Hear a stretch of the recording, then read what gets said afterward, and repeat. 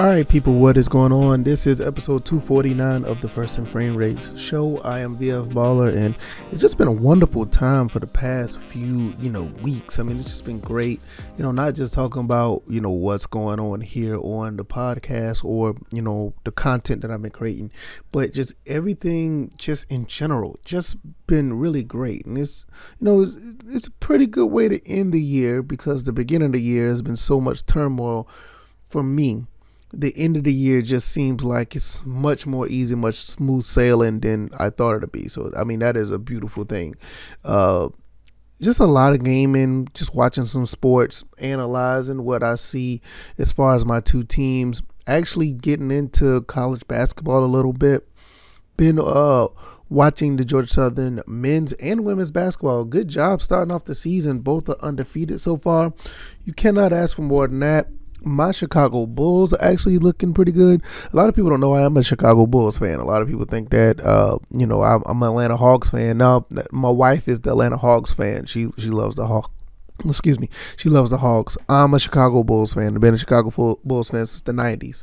So in the world of sports and just, getting stuff done around the house and just, just things in general, it feels really, really great going into the Thanksgiving, Christmas holiday. So hopefully you guys are feeling the same way. If not, don't worry, don't fret, just take it one day at a time. Things will turn around.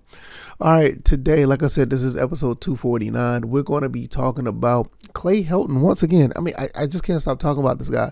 The impact that he's having all through South Georgia and everything around Statesboro, the way he's moving, the things that he's doing to talk and reach out to not only high schools, coaches, and kids, and touching the transfer portal. He's doing a phenomenal job at that. It's from what I've been watching. Also, we're going to talk a little bit about the Thursday night football game. We're going to be talking about the Atlanta Falcons going up against New England. New England is coming down to Atlanta to play the Falcons, and I'm going to give you my 2 cents on that as well. Give you somewhat of a pregame to that. All right, let's go ahead and just get into it. Well, I'll say this. Before I get into this, I want to let you guys know that if you're not watching this on YouTube, I do have a YouTube channel. If you are on YouTube, you can also check this out on Anchor, Spotify, and iTunes. Just go and type in the search engine First and Frame Rates. I should pop right on up. Vice versa. If you want to check this out on YouTube, just go to YouTube, type in First and Frame Rates, and then you'll see all the information there. Also, I do have a Patreon. You can check out the Patreon as well. Go to patreon.com/First and Frame Rates. I think that's what it is. Go check that out, and that should pop right on up as well. And you get access to extra content and exclusive content as well. I do have merch on Teespring. Check out the Teespring link. If you're looking at this on the YouTube side of the world, it should be down in the description, or just go to Teespring, hit that link. Or not hit the link, just type in First and Frame Rate store. You should see all the merch there. I'm going to be adding some new stuff within the next coming weeks or so. So check that out. All right, let's go ahead and get into enough of all of that. Clay Helton has been moving and shaking all throughout South Georgia. I mean, he's went down to I know he's been to Warner Robins. He's been to Macon. He's also been to Perry High School the last few days, talking to Coach Kevin Smith, which is the coach of Perry High School. He's just been all over the place. I know he's done a speech in Macon at the Touchdown Club. Phenomenal speech he did right there, telling everybody what he's about, what he's trying to do, and where he's trying to go as far as taking Georgia Southern to another level. I just don't know what to say about this. I was not actually I wasn't really aware of how much what he does as far as recruiting. I know he's a good recruiter. We talked about this on another episode. I knew that he has a really good eye for talent. Also talked about that. But I guess the fact that he has the time to move around because he's still officially, not coaching the team. He's basically out here going and look for talent. And we've seen like the offers that he's given out to these schools or these students are just amazing. Some of these guys are very good athletes. I don't really want to talk about them too much, because not until they actually commit, because I don't want to give anybody hopes up on what, Coach Helton is doing and who may come to the school. I don't want to give a highlight or a spotlight to a kid and they decide to go somewhere else. And I don't want to feel like I'm moving somebody to that point, or, people may listen to this or whatever the case may be. Well, I just wanted to make their decision. Once they are committed, I'm going to do a highlight on them, let you know who's actually on the team, not necessarily like, oh, this is who we got, look at this person. I'll be doing that forever, because he's passing out a lot of offers, and it's just quite awesome. It's just amazing. He's also been to Ware football, been down to Ware County watching those guys down there play. So he's been at Ware football, walked away giving out some scholarships, or offers some scholarships. I mean, he's been doing a phenomenal job. I mean, he's just passing them out like crazy. And the things that he's been saying has just been a great message to some of these kids and some of the people who are watching him do the work. And that's basically what it is. I mean, I listened to the Touchdown Club speech, and it's like everything you want to know about him in a compartmentalized fashion is right there. I think the speech is like 17 minutes, and he's basically saying like he wants to create a winning culture. He wants to continue the legacy of winning at Georgia Southern. He wants to, he said he's getting away from the dive option, which is, I know some people may not want to listen to that or want to get away from that. He's going to give them more balance. He wants the more explosive plays downfield. He wants to see guys who are going to play hard, to play tough, and give it their all. And even in an adverse situation like now, where Georgia Southern is under 500, way under 500, but those guys still going out there to play. He also said he's giving he's had one-on-one interviews with some of the players, which I think that is phenomenal. And I'm going to get to that in a second, because I know there's one player, and if you've been watching this show lately, you know that one player. I hope this player has the chance to tell him who he really is. And I'm going to talk about that in a second. But I think that is really important, because the guys who are there at Georgia Southern right now need to know who they're dealing with, not just from a coaching standpoint, but in some cases a one-on-one standpoint. So like, hey, this is who I am. This is what I'm trying to do. What is going on with the next few years of Georgia Southern? This is what I want to do. Are you going to be a part of this? I don't think the conversation went like that, but just saying that this is the way it is. And some of these guys will probably be on board. I'm pretty sure. I don't think every kid is going to be on board. They're going to have their differences, or whatever the case may be. And speaking of differences, there's one kid that I know that had a difference, and I hope that he said something about it. Sean Pelkisson. I can't tell you enough. I talk about this kid, Sean Pelkisson. I hope he talked to Coach Clay Helton and say, hey, look, the last, coach. The last coaching regime had me on offense. Please, coach, put me on defense. Give me a shot on defense. Go look at my tape I have on my Twitter account. Look at me at defensive end. Please look at me at linebacker. Just look at me on defense. Because don't get me wrong, he does have highlights that he plays offense as well, but he serves much better on defense. Sean, I hope you said something. Please, I hope you said something. I hope you did, because there's a lot of talent. That is a lot of emotion. That is a lot of power and fierce and strength that is not being used properly on offense. You love for him to catch the ball and, run over some guys, but I want to see him punish some offensive linemen and get to the quarterback. You can do that. Hey, we can win a lot of games if we can get to the quarterback and have that quarterback kind of, with some happy feet, but nevertheless, most of the guys that are on the team are in the right spot for the most part. And I think, the only thing is we just need the leadership to push these guys to the point where they can be the best they can be. And I humbly feel that Clay Helton, whether he be here 2, 3, 5 years, he's going to change the culture. He's going to frame the culture of Georgia Southern for the next 10 to 15, 20 years, because if we all get a taste of success with what Clay Helton does, if we get that taste of success to see Clay Helton actually winning some football games, actually, getting some situations to where we are one of the top teams, if not the top team in the Sun Belt.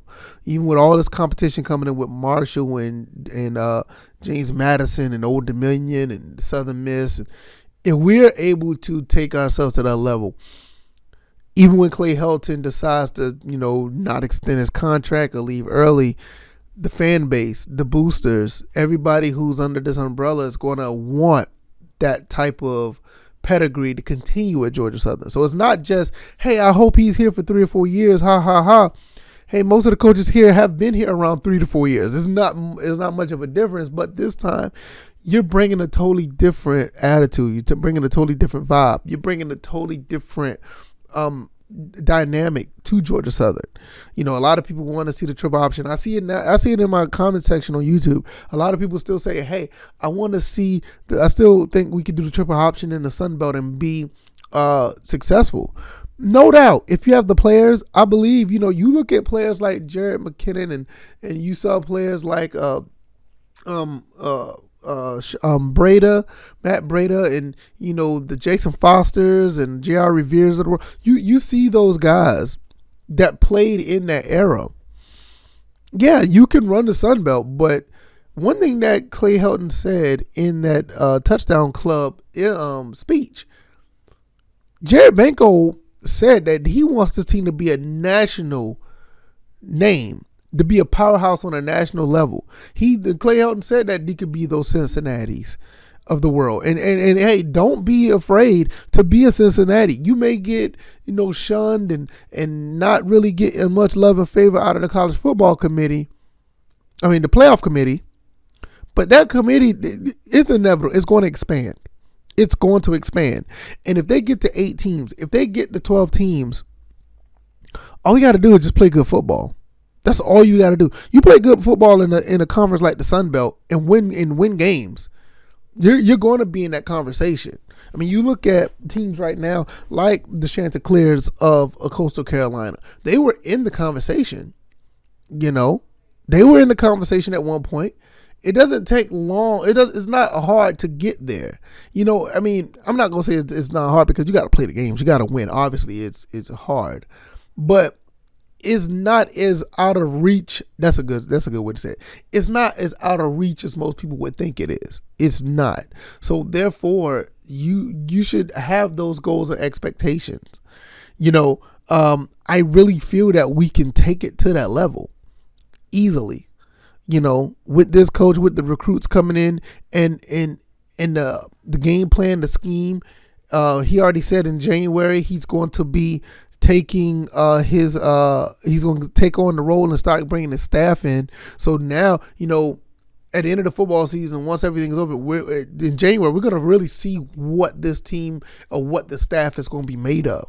Because I have no doubt, even if Clay Helton is here for 1 year, what he's doing now could change a lot.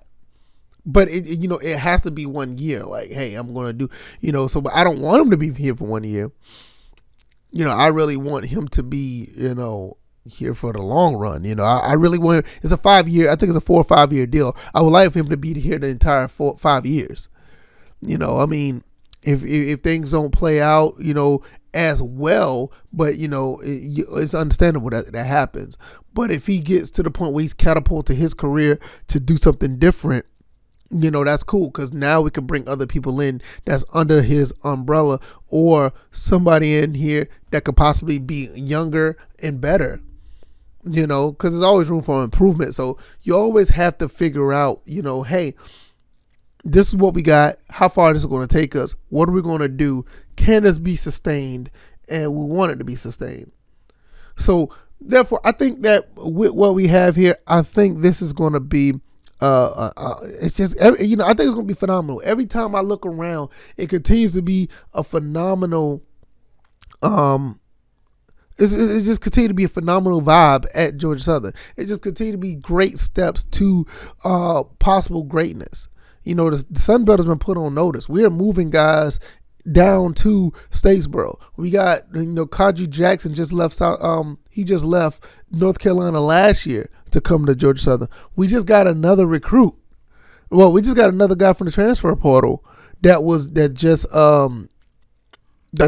transferred here. I can't remember his name. I have to look him up right now. Defensive tackle. I wish I would have had this up and running right now. Oh, and here he is right here. Christian Varner, former Tar Heel, committed to Georgia Southern.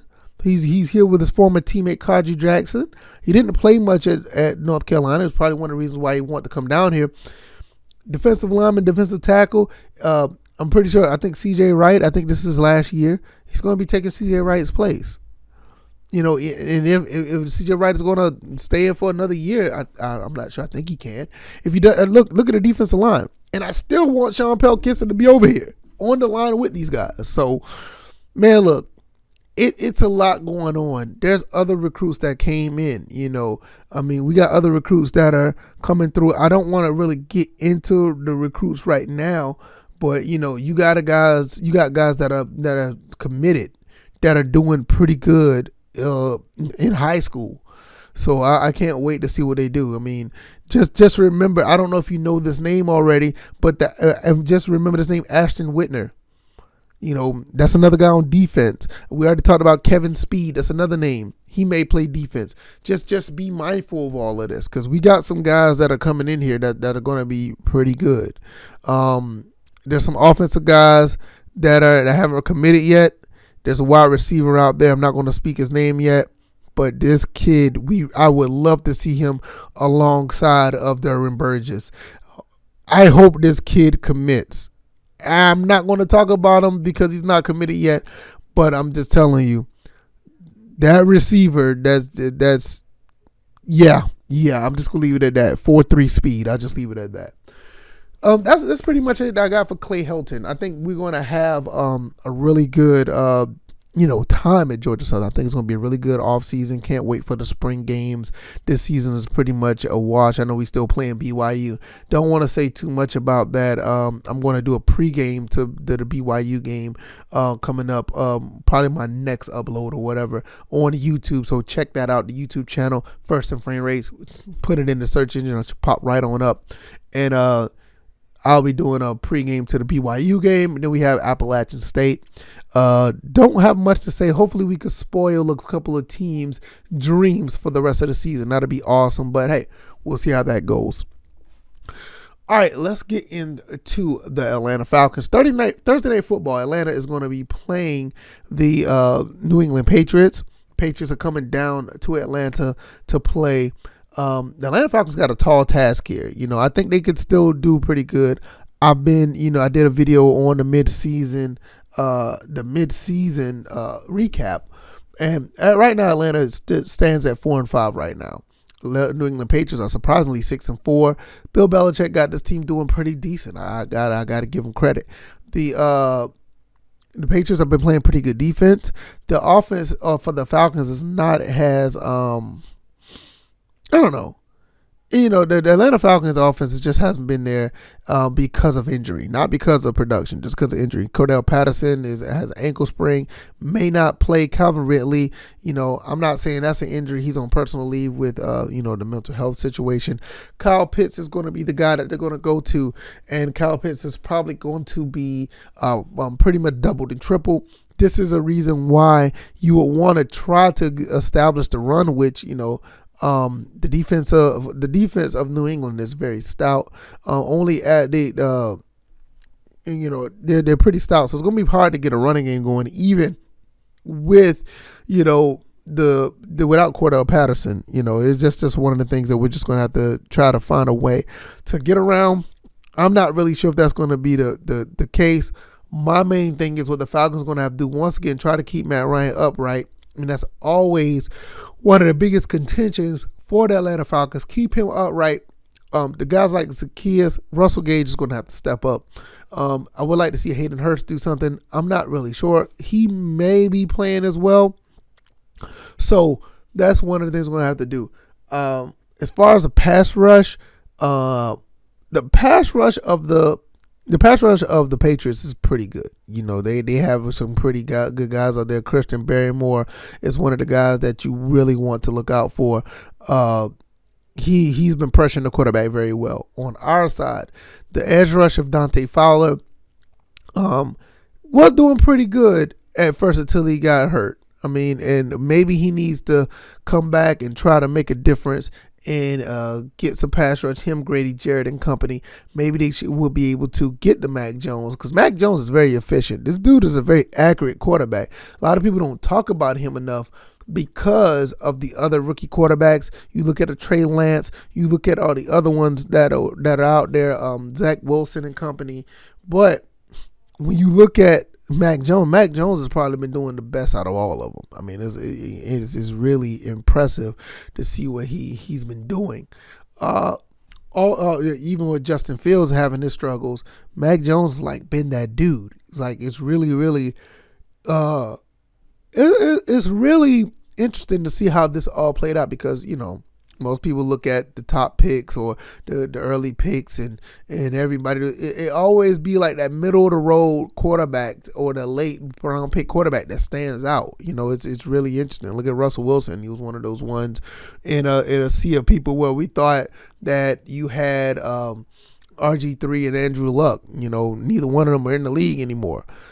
So that's the way it plays out sometimes. It is what it is. Now, with New England, they can run the ball pretty well too. They average 114 yards a game, and they have a couple of running backs that could play pretty well. Mostly Ramondre Stevenson, who's been running pretty good. Had average over 80 yards a carry. I mean, yeah, 80 yards a carry. Wow, 80 yards a game the last 2 weeks. So, He's been doing pretty good. Damian Harris may not be playing. He has a concussion. So I'm not sure how much they're going to be passing the ball, the Patriots per se. We do have a secondary that can play pretty good. The AJ Terrell and company. So I don't know how much they're going to try to put the ball in Mac Jones' hands. But I do feel that if they get a rhythm, it's going to be a long day for the Falcons secondary. I see the Falcons can win this game. They're at home. They play pretty good at home. They have a chance to win it, but I would not be surprised if New England end up beating the Falcons. New England defense is just a little bit more it's just a little bit more formidable than most people would think. The Falcons in general just need to find their way with all the things that are going on.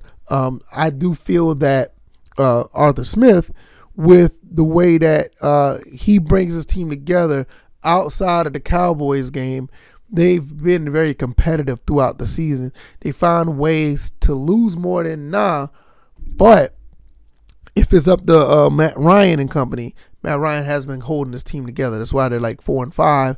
Like 4 of these losses were like, maybe 3 of these losses was like you found a way to lose. And the Falcons, I guess you could say, has found a way to win in a few of these games. But it's just the mantra of the Falcons last few years. They find a way to lose games.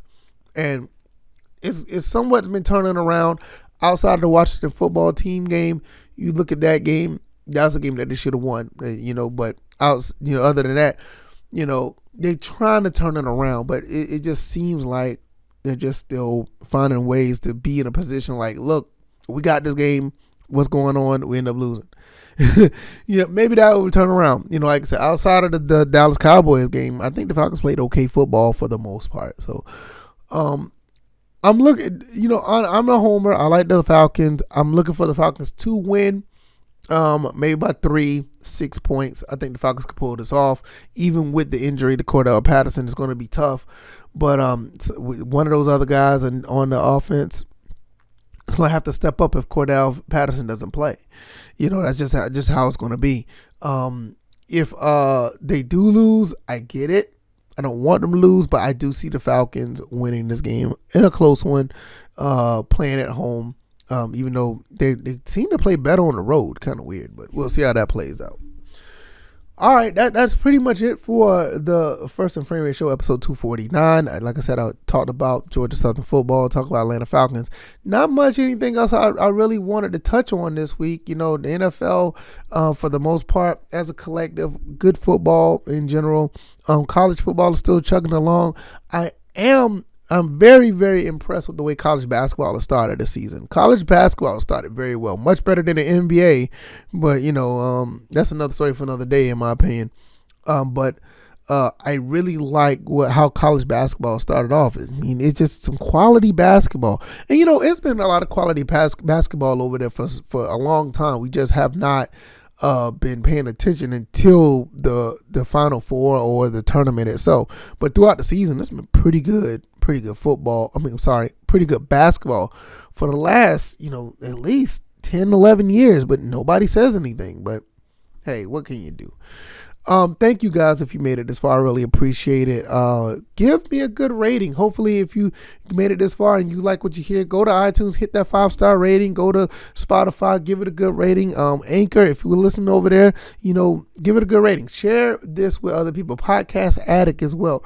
Give this a good rating and let people know. The more, the better of the rating. The more downloads, the more people listen, the more this will grow. The more it grows, the better the content gets, because I want to be one of the best at this. I want to be, so I strive to give the best content possible. So I really, really appreciate it if you would do that, and I'll continue to bring more content. Be on the lookout for more content on the YouTube channel and on the Patreon. All that links is down in the description. If you're on YouTube, you can find all you know what? You can find all this stuff on my Twitter account, VF Baller, and go right there to all my links. I have everything right now, all my links, so you can check out everything, both of my YouTube channels, the Patreon, the Anchor, Spotify, all that stuff. You can find all that stuff right there. So hopefully you guys will check all that stuff out, and I will see you guys on the next one. You guys be blessed and peace.